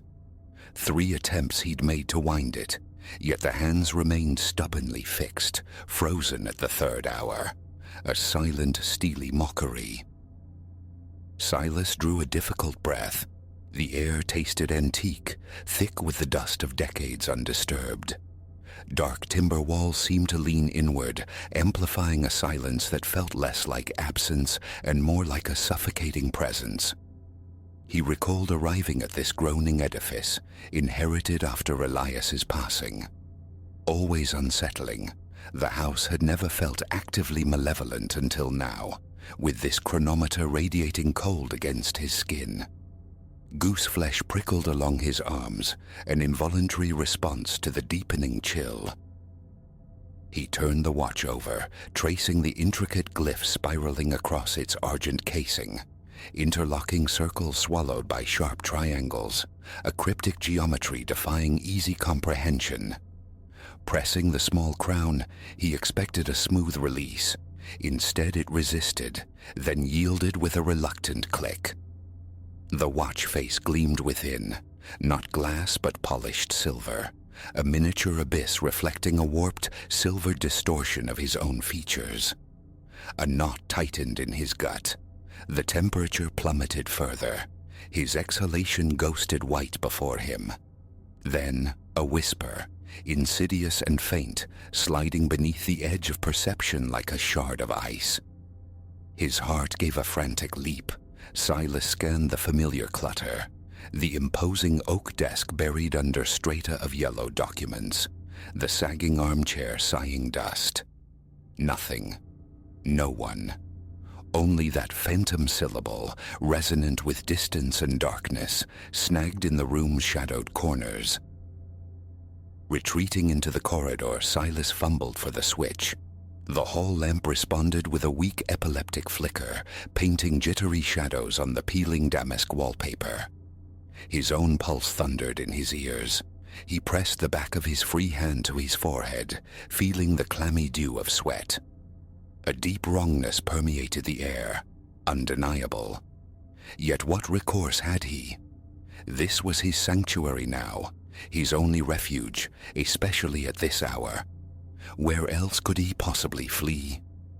He snapped the watch shut, a decisive click against the oppressive quiet. For a moment, the air felt infinitesimally warmer, perhaps only a trick of his frayed nerves. He aimed for the living room, seeking solace, perhaps the ritual of tea. Crossing the threshold, however, he stumbled, vision swimming. Abruptly, he found himself standing directly before the blank obsidian screen of the television. How had he traversed the space so instantaneously? Disoriented, blinking, he felt a gap in his awareness, a lost second. He consulted the mental clock. 9:12 p.m. His phone corroborated. 9:14 p.m. Near enough. A ragged sigh escaped him. He pressed the watch, still stubbornly proclaiming 3 yuan between his palms. Just a broken heirloom, he told himself, striving for rationality. Decades defunct, yet the hairs on his nape remained rigidly erect. Sinking onto the sofa, Silas forced measured breaths. In, out. His lungs felt constricted, bruised. The silence coagulated, thickening until broken by the delicate creak of floorboards overhead. The attic. Empty, he knew, save for dust-shrouded relics and forgotten boxes. Yet the footsteps persisted, soft, deliberate, pacing. His chest constricted. He surged to his feet, the watch's chain clattering against the low table as he set it down, impelled by a need to confront the unseen, to debunk his own fear. He ascended the stairs, throat parched, each riser gained with mounting dread. The attic door loomed at the corridor's end. His hand, trembling, closed over the knob, the metal bit with icy cold. Pushing inward, he squinted against the gloom, dust motes dancing in the weak spill of light from the hall. He yanked the cord of the bare bulb dangling from the rafters. It flickered violently before settling into a grudging, anemic glow. Boxes, skeletal lamps, spectral trunks, Elias's antique tools, all lay in silent disarray. No intruder, naturally. He strained his ears. Only the frantic thrum of his own heart against his ribs. The air hung heavy with the scent of decay and old varnish. Turning to descend, his gaze snagged on something half hidden behind a splintered crate, a small leather-bound notebook. He retrieved it. Its cover bore the identical arcane symbol etched onto the watch. Flipping through the brittle pages, he recognized Elias's meticulous script. Phrases leaped out, stark against the aged paper. Stolen time. Cyclical trap. Ensnared at 3. The chronometer demands. A vice clamped around his chest. He snapped the notebook shut. The overhead bulb sputtered. Vertigo washed over him, the world tilting precariously. Darkness swallowed the attic, then light flared with painful intensity. He stumbled, bracing himself against a dusty trunk. When his equilibrium returned and he pulled the attic door open, the hallway below seemed impossibly darker. His phone now displayed 10:25 p.m. An hour vanished, consumed in what felt like mere minutes. Downstairs, the watch awaited him, precisely where he'd left it. But a change had occurred within him. His arms tingled with a strange numbness, the sensation of limbs starved of blood. Rolling up his sleeves revealed faint tracery blooming on his skin, shallow geometric lines mirroring the watch's cryptic patterns. They didn't hurt, didn't bleed. They were simply there. Panic, cold and sharp, clawed at his insides. He rubbed at the marks futilely. They remained indelible. Rushing to the bathroom, he flipped the light switch. The bulb buzzed, then held steady. His reflection was a pale, haunted mask. He splashed frigid water onto his face, desperate to dispel the encroaching nightmare. It was then he saw it. The pattern on his right forearm had elaborated, a delicate wheel-like design near his elbow, newly inscribed. Touching it yielded no sensation, only the chilling reality of its presence. A whisper, a single guttural syllable breathed from the hallway. He fled, leaving damp footprints on the worn linoleum. The watch, when he next glanced at it, seemed to possess a greater density, as if engorged by his terror. He tried phoning for help. The battery indicator on his mobile plunged inexplicably low. The call failed to connect.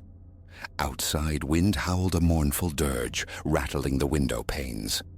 No light penetrated the heavy curtains, only an impenetrable moonless black. An hour, or what registered as an hour in the fractured flow of time, passed in futile attempts at logic. He put water on for tea, only to find the kettle stone cold moments later. Time slivered away. One instant he lit a candle in the kitchen. The next, he stood bewildered in the hallway. The candle burned halfway down, hot wax dripping onto his unfeeling hand. Always the watch held fast at 3 Mwamba. Always the impulse to open it warred with a profound dread of confronting that mirrored face again. Yet answers were imperative. Perhaps closer scrutiny held the key. He settled finally at the study desk, Elias's notebook open beside him, and forced himself to pry open the watch once more. The tiny lid groaned its protest. Within, his own reflection stared back, distorted, pale, eyes wide with a primal fear. But behind that image, superimposed like a phantom watermark, he discerned another face, thin, angular, its eyes like vacant clock sockets. A gasp tore from his throat as he slammed the cover shut. The desk lamp flickered violently, then extinguished. In the suffocating darkness, the whispers intensified, no longer peripheral but coiling directly within his ears, insinuating themselves beneath his thoughts. The temperature plunged anew. His breath hitched in ragged gasps. He fumbled for the lamp's pull chain, praying for illumination. When light stuttered back, the watch was inexplicably back in his trembling hand. The patterns now sprawled across his shoulders, delicate lines creeping towards his collarbone. A scream built in his throat, but he swallowed it down, choking on panic. Action was essential. This cursed artifact had to be expelled. Stumbling through the corridor, nearly upending a porcelain vase, he lurched towards the front door. His intent crystallized. Cast the watch out, bury it deep in the overgrown garden, hurl it into the desolate street. Anything to sever its insidious connection. But the latch resisted, jammed solid. He pulled, twisted, cursed into the unresponsive silence of the hall. The whispers seemed to chuckle, a dry sibilant sound that grated against his sanity. His ears rang. The door remained immovable. Heart hammering, he turned to the nearest window, straining to lift the sash. Sealed fast, the house had become his prison. He paced the living room, a caged animal as the overhead light flickered again, each pulse stealing another sliver of time, each beat of his heart seeming to slow, governed by the watch's temporal tyranny. Smash it. Annihilate the source. Elias's old claw hammer resided in a kitchen drawer. Hands shaking uncontrollably, Silas placed the watch upon the heavy dining table and raised the hammer high. As the iron head descended, the lights died completely. Absolute blackness pressed in. Simultaneously, something impossibly cold clamped around his descending wrist. He froze, paralyzed. When the lights flickered weakly back to life moments later, his hand was empty. The watch had vanished from the table. The hammer lay discarded on the floorboards, and his arms from wrist to shoulder were now entirely sheathed in the intricate, terrifying geometry, beautiful and alien. His breathing came in shallow, painful bursts.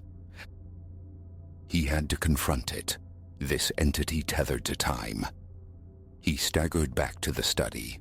The notebook lay open, though he had no memory of leaving it so. A single sentence snagged his attention, starkly underlined. To break the cycle's hold, one must face the reflection and deny its claim. With a final surge of desperate resolve, he located the watch, resting innocuously on the desk blotter, and opened it again, gripping it until his knuckles turned white. He forced his gaze into the miniature vortex of the watch face.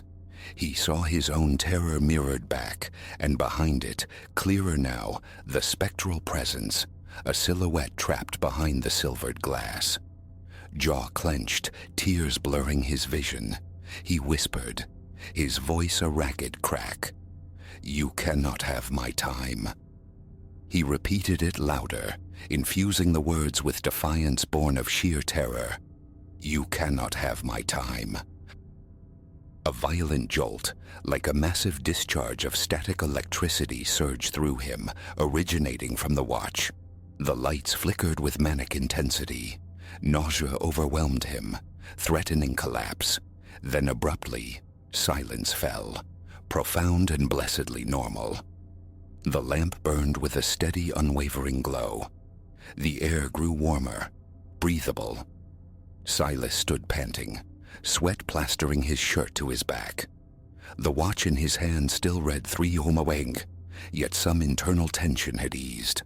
The patterns etched into his skin began to recede, fading slightly, though not vanishing entirely. He closed the watch carefully, placing it back on the desk, breathing raggedly. His legs felt unsteady as he navigated the hallway. Tentatively, he tried the front door latch. It yielded with a simple click. A rush of cold, clean night air washed over him as he stepped onto the porch, gulping it down like a drowning man. Yet, the release felt incomplete. Before turning away, he cast one final glance through the study window. The watch lay on the desk, its face catching the faint porch light, reflecting his own distant figure. And for a chilling heartbeat, Silas could have sworn he saw that hollow-eyed shape hovering just behind his reflection, its lips curved in a smile as thin and sharp as a razor's edge. Waiting. His skin felt tight, prickling, his heart still a frantic drum against his ribs. The faint stigmata remained, a pale, indelible map of his ordeal. He couldn't compel himself to re-enter. The watch remained within, forever arrested at the 3rd hour. It had relinquished its grip for now. But that final spectral smile lingered in his mind's eye, a chilling promise. As Silas pulled the heavy door shut behind him, a residual coldness crawled beneath his skin, a visceral reminder that the entity dwelling within Elias's ancient chronometer had merely paused its claim, patient and timeless. Escape felt fragile, perhaps illusory.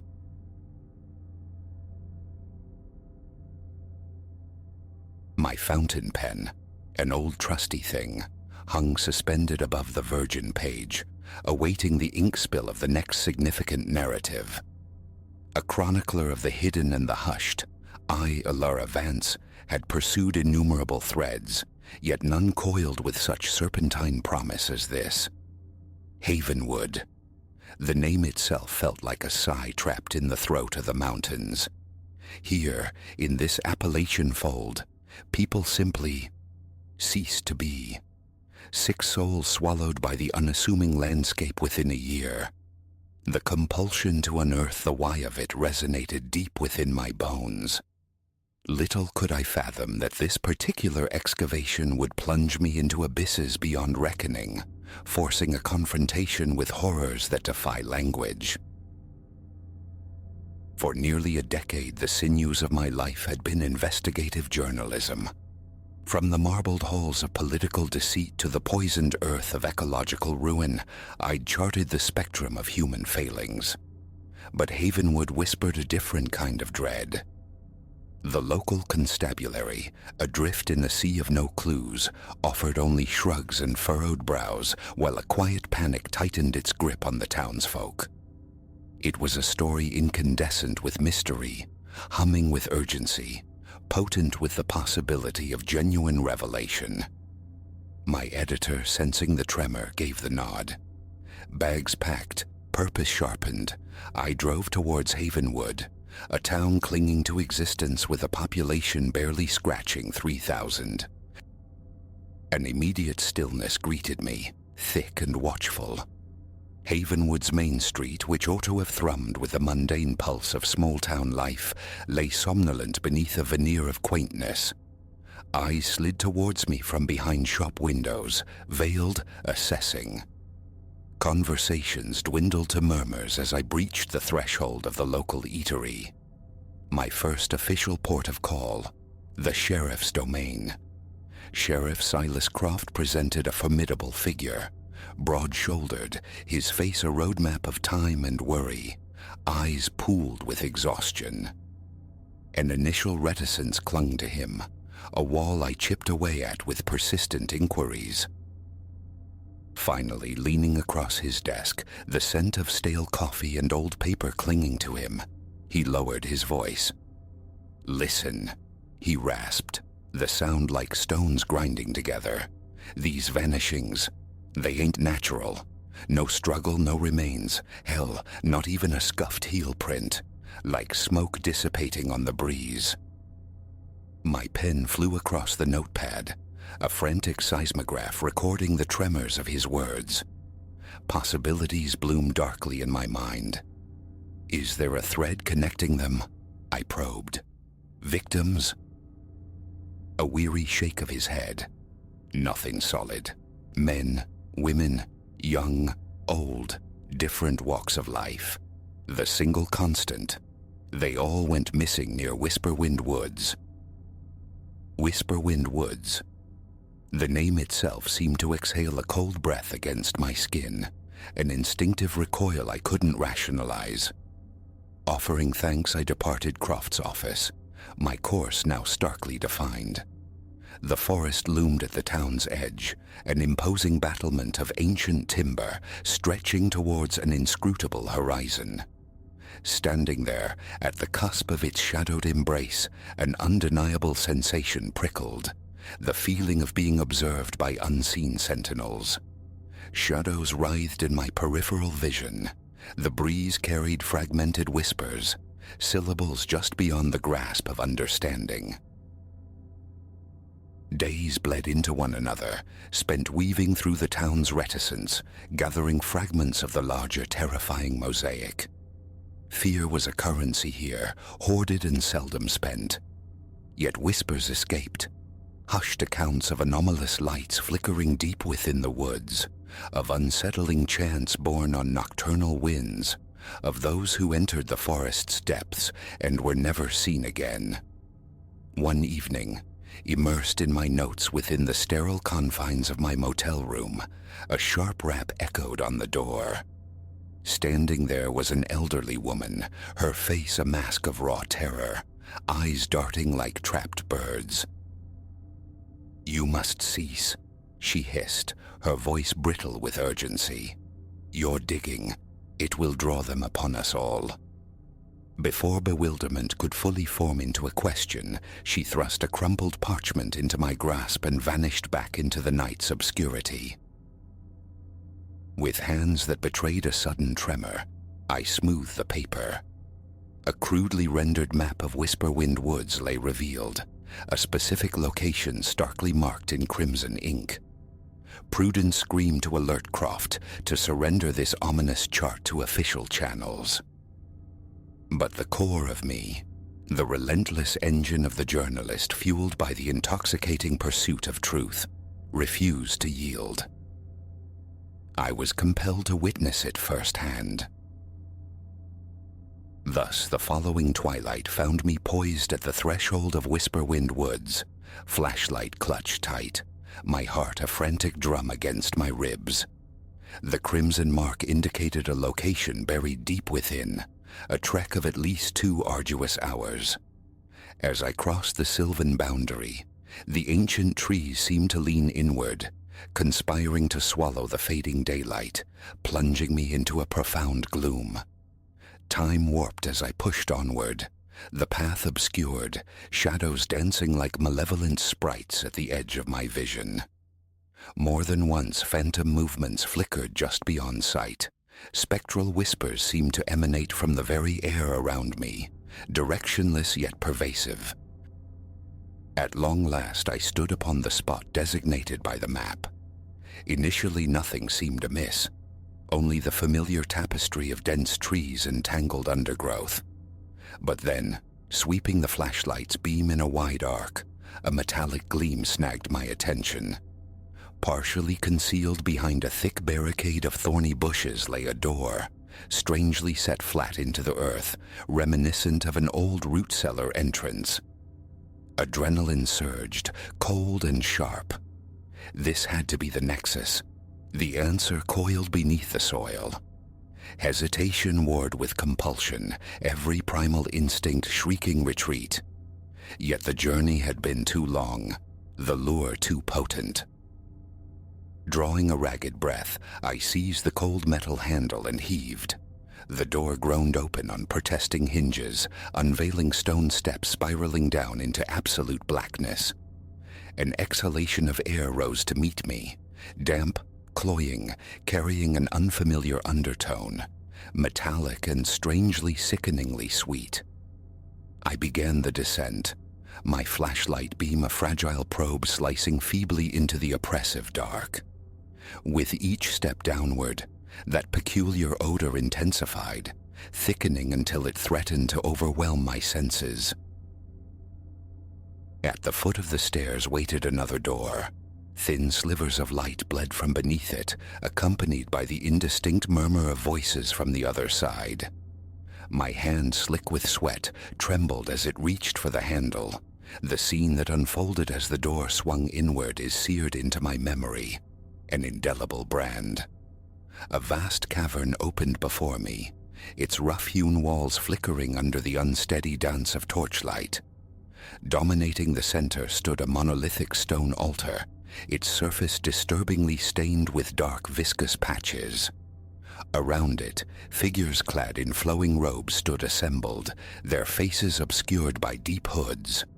They chanted, a guttural hypnotic drone in a language utterly alien, the rhythm rising and falling like a monstrous heartbeat. But it was the offering upon the altar that froze the marrow in my bones, a human form, indistinguishable as male or female, bound, writhing feebly against their restraints. Transfixed by the unfolding horror, I must have gasped, betraying my presence. In perfect chilling synchronicity, every hooded head swiveled towards me. Time seemed to fracture, suspending me in a tableau of dawning terror. Then, the stillness shattered. Chaos erupted as the cultists surged forward, their ritualistic chanting morphing into guttural cries of fury. Instinct took over. I spun and fled, legs churning, scrambling frantically back up the stone steps. their pursuit echoed behind me, a cacophony of footsteps reverberating off the subterranean walls. Bursting from the cellar entrance back into the moon-dappled forest, I ran without looking back, branches lashing at my face like angry whips, my lungs burning with every desperate inhalation. Directionless, driven solely by the primal need for escape, I plunged through the undergrowth. How long I ran remains a blur, an eternity compressed into frantic moments. Eventually gasping, I stumbled through the tree line, finding myself miraculously on the familiar outskirts of Havenwood. The adrenaline held until I collapsed through the sheriff's office door, landing in a disheveled heap on the worn linoleum. What ensued was a maelstrom. I choked out my fragmented story to a visibly stunned Sheriff Croft, who immediately radioed for extensive backup. Within hours, Havenwood was inundated with federal agents, and a meticulously planned raid commenced on Whisperwind Woods. They located the subterranean chamber just as I described, but it was deserted. The cultists, along with their captive, had evaporated, leaving behind no tangible proof save for the ominous, indelible stains upon the stone altar, grim, silent testimony to the atrocities committed there. In the ensuing days, recounting my ordeal repeatedly to a rotating cast of impassive officials, the chilling magnitude of my discovery began to crystallize. The disappearances, the spectral lights, the whispered legends, all threads leading back to this clandestine sect. The duration of their reign, the true count of their victims, questions that might forever remain unanswered, swallowed by the forest's silence. My account blazed across national news feeds. Reporter exposes ritualistic cult in isolated town, screamed the headlines. Validation, perhaps even pride, should have followed. Instead, a profound, insidious fear took root, nurtured by a secret I hadn't dared divulge to the authorities, a truth I could scarcely confront myself. In that heart-stopping instant within the cavern, as the hooded figures turned as one, I had seen a familiar face.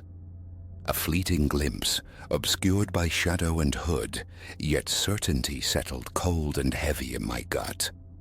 Sheriff Silas Croft had been among them. I fled Havenwood at the earliest opportunity, but the town and the woods refused to release their grip entirely. Sometimes in the deep quiet of the night, phantom chants seemed to drift on the wind, fleeting glimpses of robed figures flicker at the edge of perception. I dismissed them as phantoms of trauma, my mind replaying the horror. Yet a deeper intuition whispers a more terrifying reality. The cult endures. They are out there, watching, waiting, and one day perhaps they will seek retribution. For I have gazed upon their hidden rites, unearthed their vile secret. In doing so, I may have irrevocably marked myself for darkness. So, I continue to write, to investigate, to chase the elusive truth. It is the only anchor I possess now. For as long as I drag their secrets into the light, perhaps, just perhaps, I can maintain a fragile step ahead of the shadows that persistently dog my heels.